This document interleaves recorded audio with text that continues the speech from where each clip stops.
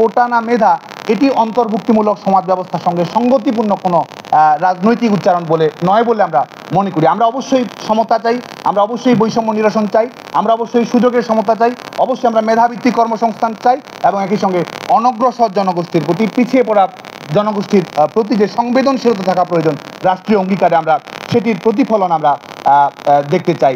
আমাদের অবশ্যই সংবেদনশীলতা আমাদের প্রদর্শন করতে হবে বলে আমরা মনে করি।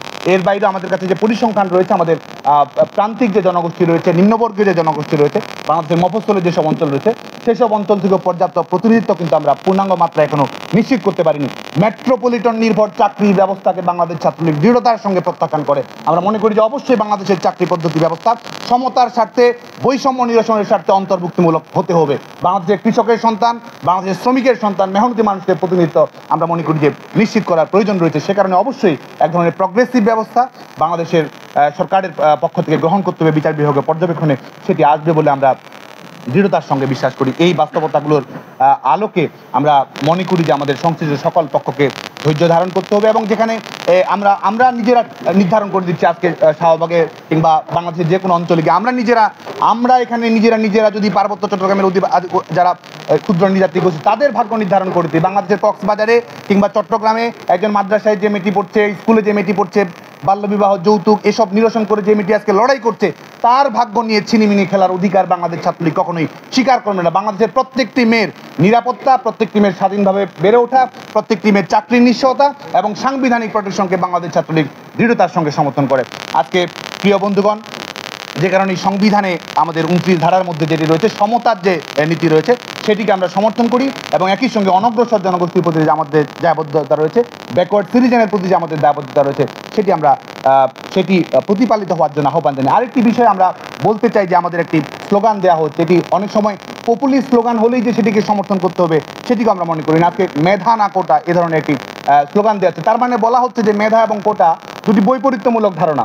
আসলে কিন্তু সেটিও সঠিক ধারণা নয়, কারণ যারা এর আগে পরিপত্র অনুযায়ী যারা কিংবা আমাদের বিভিন্ন প্রগ্রেসিভ কোটা অনুযায়ী, শুধুমাত্র বাংলাদেশ নয়, যে কোনো কল্যাণধর্মী রাষ্ট্রের নিয়ম অনুযায়ী যারা বিশেষ ধরনের প্রোটেকশন পায়, তারাও কিন্তু সবাই মেধাবী। এখানে কে মেধাবী না, মেধার টেন্ডার দেওয়ার অধিকার তো কাউকে দেওয়া হয়নি। এখানে মেধা বিতরণ বোর্ড তো কেউ আর গঠন করেনি যে কে মেধাবী না। যারা চাকরি পাচ্ছে তারা যেমন মেধাবী, যারা চাকরি পায় না তাদের মধ্যেও তো মেধাবী থাকতে পারে। এবং একই সঙ্গে সবচেয়ে বড় বিষয়, যারা এই আমাদের সরকারি যে রাষ্ট্রীয়ভাবে যে আমরা সুরক্ষা নীতিগুলো দিই, সেই সুরক্ষা নীতিগুলো কিন্তু যারা পায় তাদেরও কিন্তু আপনার প্রিলিমিনারি পরীক্ষায় পাস করতে হয়, তাদেরও রিটেন পরীক্ষায় পাস করতে হয়, ভাইভাতেও তাদেরকে পাস করতে হয় এবং সবগুলো পরীক্ষায় উত্তীর্ণ হওয়ার পরেই কিন্তু এই আমরা যে ধরনের রাষ্ট্রীয় যে সুরক্ষাগুলো আমরা দিই সেগুলো কিন্তু প্রয়োগ করা হয়। আজকে আমাদের পার্শ্ববর্তী দেশ রাষ্ট্রের ভারত, সেখানে কিন্তু আমাদের যে শিডিউল কাস্ট রয়েছে এসসি আমাদের, এবং ট্রাইব কাস্ট যেগুলো রয়েছে এসটি যেটিকে বলে, আদার ব্যাকওয়ার্ড ক্লাস ওবিসি যেটি রয়েছে, এবং ইকোনমিক্যালি উইকেন্ড যে ক্লাসটি রয়েছে, বিশেষ করে উইমেনদের জন্য যেটি দেওয়া হয়, সেটির জন্য কিন্তু আমাদের সংরক্ষণের বিধান রয়েছে এবং সেক্ষেত্রেও কিন্তু এই বিষয়টি সুনিশ্চিত করা হয়। এবং আরেকটি বিষয়, সেটি হচ্ছে যে আমাদের পৃথিবীর প্রত্যেকটি দেশে, বিশেষ করে বিভিন্ন জনজাতি যেখানে থাকে, বিভিন্ন জাতি সেখানে থাকে, প্রত্যেকটি জাতিসত্তার প্রতিনিধিত্ব নিশ্চিত করার জন্য সেটি স্পষ্ট বিধিবিধান থাকে। যে কারণে কোটা না মেধা এটি অন্তর্ভুক্তিমূলক সমাজ ব্যবস্থার সঙ্গে সঙ্গতিপূর্ণ কোনো রাজনৈতিক উচ্চারণ বলে নয় বলে আমরা মনে করি। আমরা অবশ্যই সমতা চাই, আমরা অবশ্যই বৈষম্য নিরসন চাই, আমরা অবশ্যই সুযোগের সমতা চাই, অবশ্যই আমরা মেধাভিত্তিক কর্মসংস্থান চাই এবং একই সঙ্গে অনগ্রসর জনগোষ্ঠীর প্রতি, পিছিয়ে পড়া জনগোষ্ঠীর প্রতি যে সংবেদনশীলতা থাকা প্রয়োজন রাষ্ট্রীয় অঙ্গীকারে, আমরা সেটির প্রতিফলন আমরা দেখতে চাই।